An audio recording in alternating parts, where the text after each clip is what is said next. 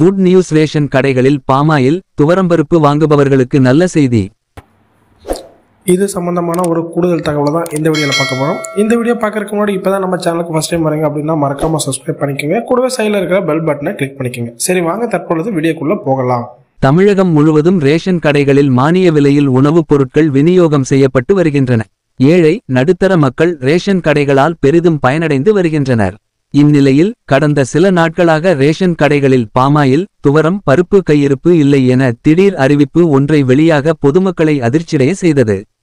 இதனால் நுகர்வோர் பெரும் அதிர்ச்சி அடைந்த நிலையில் இது குறித்து ரேஷன் பொருட்கள் வழங்கல் சம்பந்தமான டெண்டர் முடிவடைந்த நிலையில் புதிதாக டெண்டர் இன்னும் ஒப்பந்தமாகவில்லை என விளக்கம் அளிக்கப்பட்டது.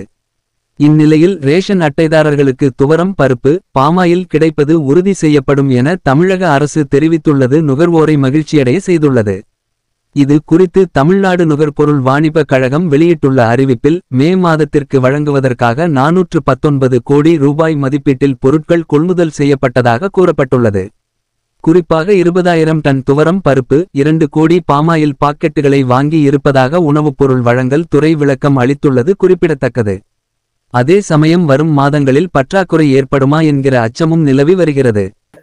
இந்த மாதிரி வரக்கூடிய செய்திகள் அனைத்துமே உடனுக்குடனே தெரிஞ்சுக்கணும் அப்படின்னா டுடே ட்ரெண்டிங் டிவி சேனலை சப்ஸ்கிரைப் பண்ணிக்கோங்க. கூடவே சைடில் இருக்கிற பெல் பட்டனை கிளிக் பண்ணிக்கோங்க. அப்போ நம்ம சேனலில் வரக்கூடிய இந்த மாதிரி செய்திகள் அனைத்துமே உங்களுக்கு உடனுக்குடனே தெரிஞ்சுக்க முடியும்.